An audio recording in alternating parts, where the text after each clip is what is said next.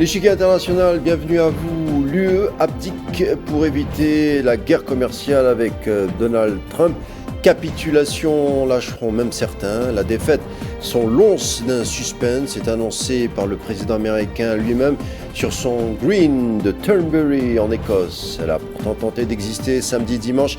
La présidente de la Commission européenne, Ursula von der Leyen, aux abords du 18 trou écossais, elle a supplié de ne pas imposer les 30% de droits de douane que Washington avait menacé d'instaurer aux produits européens en cas d'absence d'accord pour le 1er août. 15% finalement. L'UE peut-elle juger pour autant qu'elle s'en sort bien? Pas vraiment, ils sont coriaces, les Américains avaient dit un ancien président français. Preuve en est, absence d'asymétrie concernant le présent accord. Pas de réciprocité, c'est-à-dire que seuls les produits américains viendront concurrencer les produits européens sur leur marché sans contrainte. Et non l'inverse. Secondo, 15% est plus élevé que les 10% initiaux. Les produits européens vont désormais coûter plus cher aux États-Unis. Conclusion, l'UE soutiendra la croissance américaine et c'est sur quoi tablait Trump justement. Cerise sur le gâteau, la rente numérique des géants technologiques américains est préservée. La victoire de Washington est totale et l'Europe est avalisée, vassalisée à la remorque. Il ne manquera plus que trouver des boucs émissaires pour Bruxelles, pour faire passer la pilule, Russie, Algérie, Islam, Iran, et on en passe. En tout cas, on évoque le sujet et bien d'autres thématiques, et c'est tout de suite.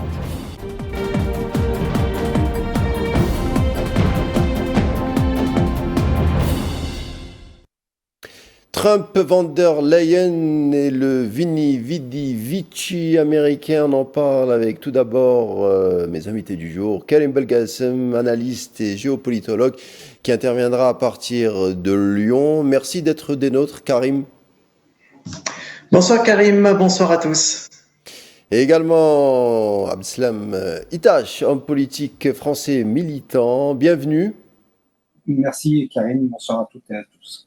Alors on l'a dit aujourd'hui, 28 juillet, Ursula von der Leyen a signé avec les États-Unis un ensemble de concessions commerciales et industrielles. Le mot accord est de trop, le mot concession semble lui être faible pour résumer cette entente. Abdeslam Itache, commençons par vous. De prime abord, votre commentaire sur, allez, on va utiliser le terme entente. Entente, je ne suis pas sûr. Je dirais plutôt qu'Alexandra von der Leyen s'est rendue à Canossa et a bradé justement les intérêts européens au profit justement d'un Trump qui est très offensif et qui travaille pour l'intérêt des États-Unis. Et en effet, ce pourcentage qui était prévu justement, on parle de 30%, mais en fait c'était entre 30 et 50%. Qui est descendu à 15%, mais historiquement, en fait, l'Europe était taxée à moins de 5%. Et pour le coup, en fait, justement sur les intérêts européens, en fait, ils annoncent déjà un demi-point de baisse, justement, de croissance. Donc, vous voyez... on va en parler. On va parler, je vais demander juste l'avis à Karim Belgacem. Karim, cela nous rappelle le type d'entente, entente entre guillemets, encore une fois, on dirait un traité imposé, oui, imposé aux nations défaites. Est-ce exagéré de présenter la situation comme telle? Non, ce n'est absolument pas exagéré. Moi, je vais faire référence encore une fois à l'histoire, à certaines citations, dont celle de l'ancien conseiller américain Henry Kissinger, qui était conseiller de Richard Nixon, lorsqu'il disait « Être un ennemi des États-Unis est dangereux, mais être leur ami peut être fatal ». Là, on est pleinement dans ce cas précis, puisque les Européens sont perdants sur toute la ligne. C'est un accord gagnant-perdant. Les gagnants sont les Américains. Et Karim, vous parlez tout à l'heure de boucs émissaires qui pourraient être trouvés comme la Russie et l'Algérie. Là, on peut parler sur un prisme français. On avait parlé d'humiliation de la France, des accords entre l'Italie et l'Algérie. Donc, qu'est-ce qu'on pourrait pas dire de ce deal qui n'en est pas un entre l'Union européenne et les États-Unis. C'est la confirmation que l'Union européenne n'est pas une puissance, elle est simplement vue comme un marché, mais les Européens avaient déjà cette expérience avec les Anglais et le Royaume-Uni qui considéraient justement l'Union européenne simplement comme un marché. Donc quelque part, il n'y a pas à être surpris de cette méthode. Et anecdote particulière, vous l'avez dit, c'est Monsieur Trump qui a reçu Madame von der Leyen dans sa résidence en Écosse. Donc on est dans la soumission la plus totale, au sens propre comme au sens figuré. Un mot encore, plus de précision sur ces accords justement. Alors, ouverture totale des marchés européens aux produits américains avec 0% contre l'imposition de Washington à 15% sur les produits européens, à quoi s'ajoutent 600 milliards de dollars d'investissements européens outre-Atlantique, 150 milliards d'achats d'énergie américaine, sans oublier l'acquisition massive d'équipements militaires, alors que l'industrie européenne était déjà asphyxiée par des sanctions énergétiques imposées contre la Russie. Elle se voit infliger cette fois un second coup de poignard. Vous l'avez dit, Karim Belgassem, c'est une nation défaite. Nous, en présentant l'émission, on a osé le terme vassalisation en règle. Abdeslam Itache, c'est vrai, quand on voit l'accord dans les moutures, il n'y a pas d'autre terme qu'utiliser le terme de vassalisation. Oui, en effet, je ne sais pas à quel moment j'ai été coupé, mais en fait, je disais que von der Leyen s'était rendue à Canossa et justement, l'Europe est la grande perdante dans ce bras de fer que les États-Unis ont bien voulu démarrer. Et en fait, l'Union européenne annonce déjà une baisse de 0,5% justement des recettes liées à l'exportation de produits.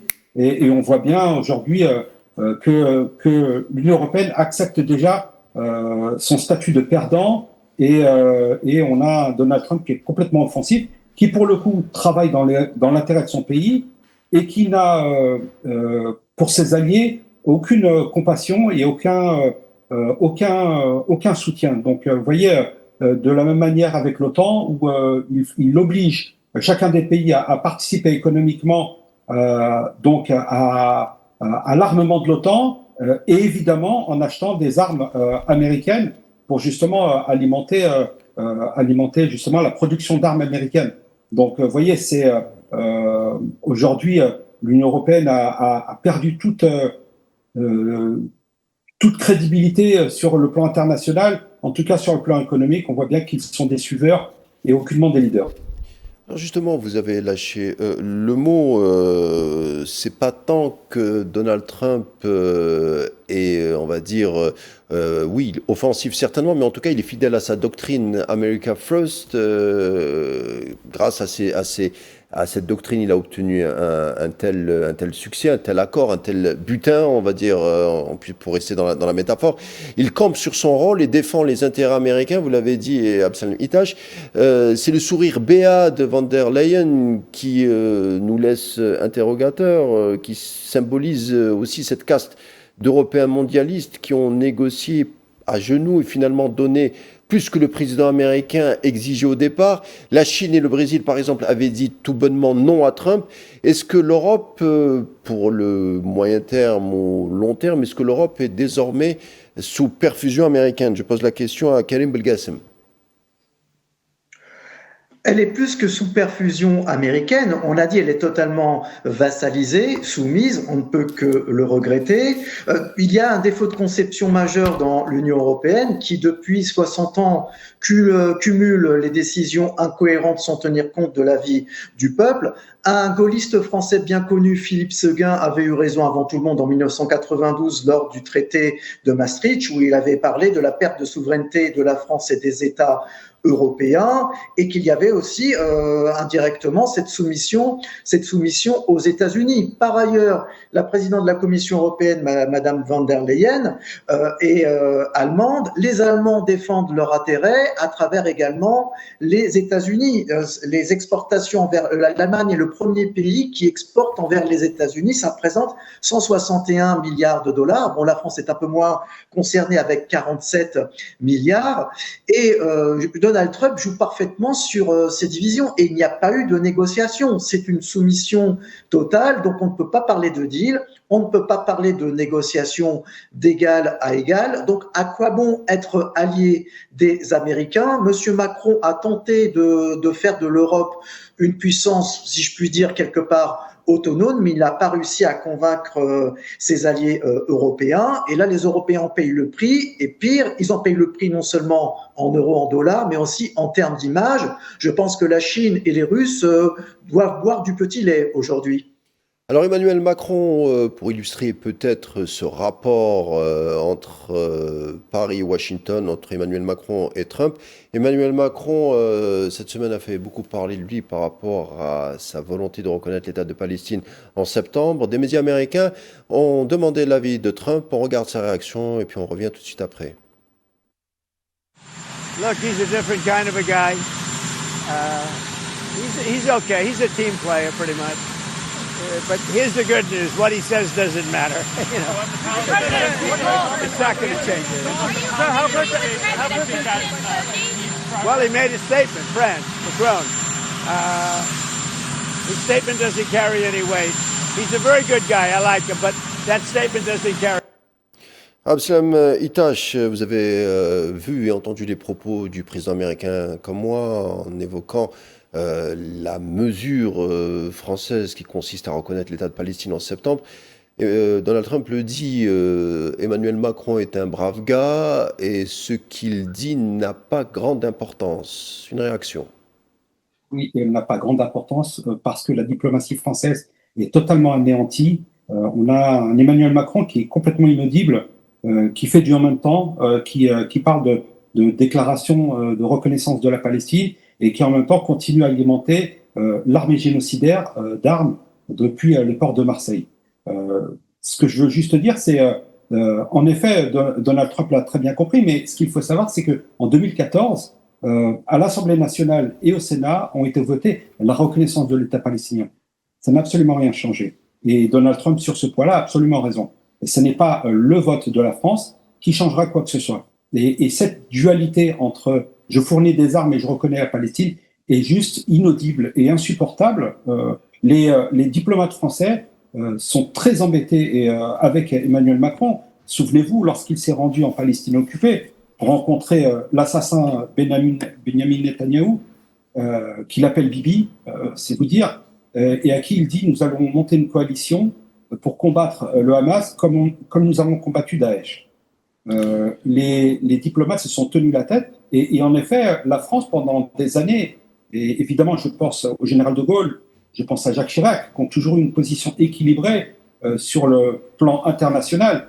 Rappelez-vous la déclaration de Dominique de Villepin à l'ONU, qui a été d'une grande dignité pour la diplomatie française. Il a été celui qui a dit non, tout comme le général de Gaulle à l'époque. Et en effet, aujourd'hui, et je peux vous le dire, depuis Nicolas Sarkozy, la diplomatie française a été complètement anéantie et Donald Trump le résume très bien. Emmanuel Macron est un chic type, mais ça ne changera absolument rien. Donc il a perdu tout crédit sur le plan international et malheureusement, ça va être très dur pour la France justement de s'imposer à nouveau sur la scène internationale. On en arrive à notre deuxième thématique du jour. On va parler du gouvernement français ou la gabegie au sein du gouvernement français qui s'installe de plus en plus. On a parlé hier, ici même, de la volonté de circonscrire les diplomates algériens qui seraient en poste à Paris, mesure signée du ministre de l'Intérieur français, en faisant l'impasse, bien entendu, sur les conventions de Vienne, ce qui étonne beaucoup. Mais le ministre de l'Intérieur se mêle à la fois de diplomatie, de budget de l'État. Il ne fait pas grand cas de la laïcité. Et surtout, on le voit, il multiplie les charges et les critiques contre Emmanuel Macron, en disant par exemple que le macronisme s'achèvera avec Emmanuel Macron et que le macronisme se confondrait avec l'impuissance. Karim Belkacem, on profiterait ici d'un exécutif désemparé, un peu affaibli, pour que le ministre de l'Intérieur puisse diffuser ce type de message. Curieusement, ça me rappelle l'histoire, il y a 20 ans, lorsque Nicolas Sarkozy était justement place Beauvau, ministre de l'Intérieur. Il était déjà en opposition avec Jacques Chirac, qu'il qualifiait de feignant, d'un homme de passé. Et le poste de la place Beauvau a toujours été très stratégique pour les futures présidentielles. On l'a vu avec Nicolas Sarkozy. L'histoire semble se répéter avec Bruno Retailleau, mais dans un style un peu plus extrême. J'ai envie de vous dire, Bruno Retailleau profite effectivement de la faiblesse d'Emmanuel Macron et du macronisme qui ne veulent plus rien dire. L'approche des élections présidentielles de 2027 peuvent lui permettre de se mettre en selle. L'Algérie lui sert effectivement de marchepied pour montrer les muscles, mais juste là, ce n'est pas une tactique qui a été efficace. Donc oui, effectivement, l'histoire semble se répéter. Monsieur Retailleau joue effectivement la carte de l'agressivité.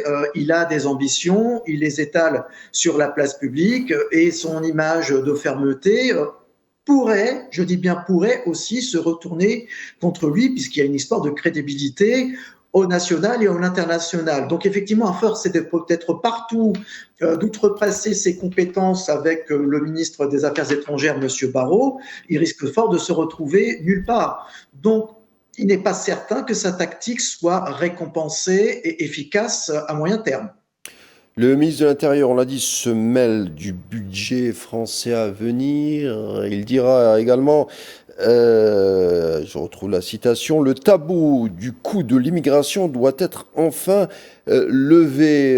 Il a semblé encore une fois parler vite, comme il l'a autrefois évoqué la laïcité. On s'est rendu compte qu'il avait peut-être une compréhension un peu spécieuse par rapport à la laïcité, puisque l'immigration rapporte au compte public, les migrants travaillent, cotisent, consomment et versent des impôts. D'ailleurs, l'impôt, le vrai sens de l'intégration, c'est par l'impôt. On s'intègre que par l'impôt uniquement, et pas par un style vestimentaire. Ça, c'est des débats pour les médias.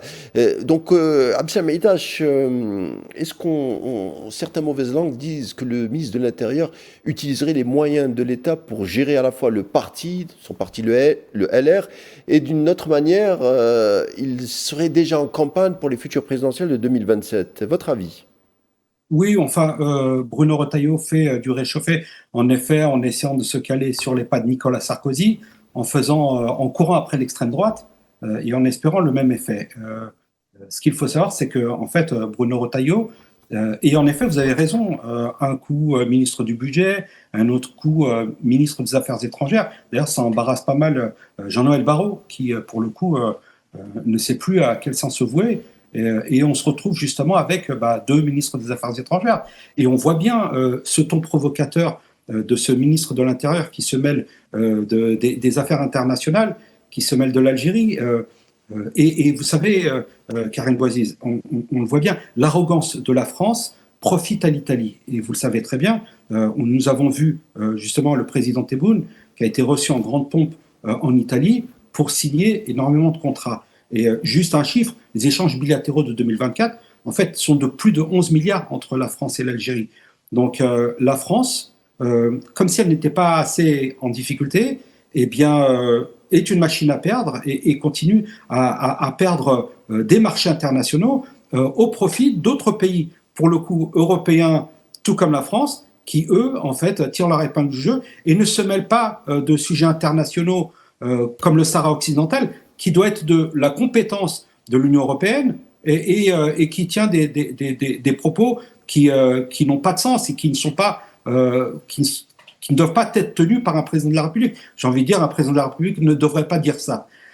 Et donc, on se retrouve, en effet, d'abord, vous savez, sur la popularité, Emmanuel Macron est à 28% et Bayrou à 17%. C'est le Premier ministre le moins apprécié de la Ve République. Donc, voyez bien, on a une paralysie politique aujourd'hui avec un homme qui est à l'intérieur du gouvernement et qui tire à boulet rouge. Vous l'avez dit, la Macronie mourra avec la fin du mandat d'Emmanuel Macron.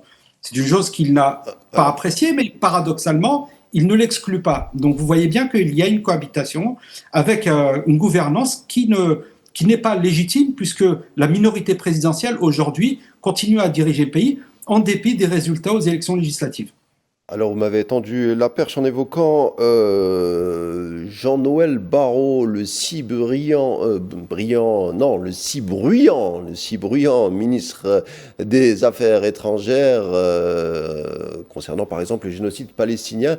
Et apparemment, sur cette expression génocide palestinien, il y aurait une OPA sur cette terminologie. Il serait l'apanage que d'une seule communauté. On regarde.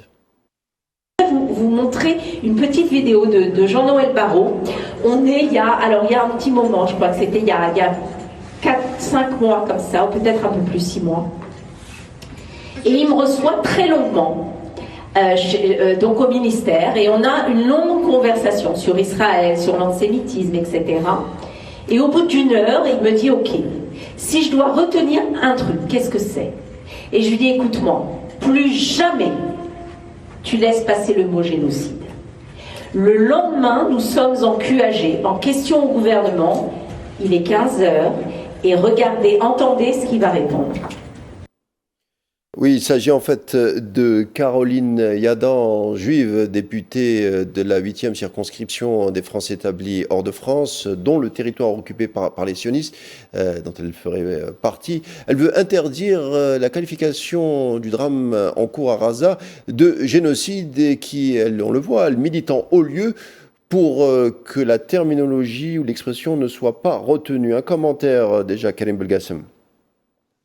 Un commentaire, je pense qu'elle aussi, elle profite du manque de charisme du ministre. Je ne vais pas lui faire offense de dire cela de monsieur Barrot, puisqu'elle utilise le vocable du CRIF et des sionistes. Donc il y a aucun doute là-dessus. Le ministre doit faire son travail. J'ai toujours pour référence monsieur de Villepin, mais nous devons avoir des ministres des Affaires étrangères français qui doivent être à la hauteur et qui ne doivent pas se laisser influer par, j'ai envie de dire, certains influenceurs qui ne représentent qu'eux-mêmes. D'ailleurs, il me semble que cette personne a quitté le parti présidentiel d'Emmanuel Macron, si je ne m'abuse. Donc, de toute façon, il y aura toujours une polémique par rapport à l'utilisation du vocable génocide, qui est pourtant à fait établi, qui a été prouvé, et le ministre doit être au-dessus de toutes ces polémiques politiciennes. Donc, j'espère qu'il va être à la hauteur, mais apparemment, ce n'est pas le cas, et ça n'est pas surprenant. Une réaction peut-être, Abdeslam Itache. Alors, Karim Bouaziz, comme vous le savez, je suis président de l'association France-Palestine Solidarité de l'Est du 95 et c'est un sujet auquel je suis sensible, tout comme vous, tout comme nous et tout comme nos téléspectateurs. Et en effet, moi, ce qui me choque, c'est qu'en fait, on est gêné par un mot, mais on n'est pas gêné par le génocide. Et vous voyez le paradoxe. En fait, pour eux, c'est qu'une affaire de sémantique. Alors qu'il y a aujourd'hui des enfants qui meurent de faim, des enfants qui sont visés, des femmes qui sont snipées en portant leurs enfants, et ça ne choque personne. À l'identique, on voit des bulldozers qui détruisent des maisons. Et on voit bien qu'on veut complètement anéantir le peuple palestinien. Au-delà du génocide, il y a aussi un sociocide, justement en détruisant toute infrastructure et aplatir la bande de Gaza et ne plus faire que cet endroit ne soit plus vivable. Donc, vous voyez bien ce qui est purement scandaleux. Caroline Yadan, je m'interroge sur cette députée qui à se demander si elle travaille pour la France ou si elle travaille pour l'entité sioniste. J'ai ma réponse. Vous avez certainement la même, mais vous voyez bien que on est justement dans un irrespect du mandat des Français qui ont voté pour elle et qui ne partagent certainement pas, parce que vous savez, il n'y a pas que la Palestine occupée qui fait partie de sa circonscription. Il y a la Turquie, l'Italie et bien d'autres pays. Et moi, je compte sur les uns et les autres pour se réveiller politiquement et arrêter de faire élire des gens comme elle ou bien son prédécesseur, dont je n'ai pas envie que je n'ai pas envie de nommer. Mais vous voyez bien que on marche sur la tête. La même qui se vantait d'avoir convaincu Emmanuel Macron de ne pas reconnaître la Palestine. Aujourd'hui, alors pour le coup, elle n'est pas sortie elle est apparentée Renaissance. Mais vous voyez bien, elle est censée être dans ce gouvernement, enfin solidaire du gouvernement. Jean-Noël Barrot est au MoDem et elle donc à Renaissance. Et en fait, Bayrou depuis le début a toujours soutenu Emmanuel Macron. Et on voit bien les tacles de Yadan à l'égard de Jean-Noël Barrot, qui est un ténor du MoDem aujourd'hui. Donc, vous voyez bien que ça marche à l'envers. Ce gouvernement, en fait, n'est pas seulement improductif, il est même contre-productif. Et ça n'avance pas du tout en France. Merci Abdeslam Itache. Malheureusement, le temps file, on arrive à la fin de notre émission. Avec moi ce soir, Abdeslam Itache, membre de Banlieue Plus et également l'association pour les Palestiniens. Je tiens à remercier également l'analyste Karim Belgassem. Merci à tous les deux. Je vous dis à très bientôt. Merci vous, téléspectateurs, de nous avoir suivis. Tout de suite, la suite des programmes sur Al24 News. On se retrouve samedi.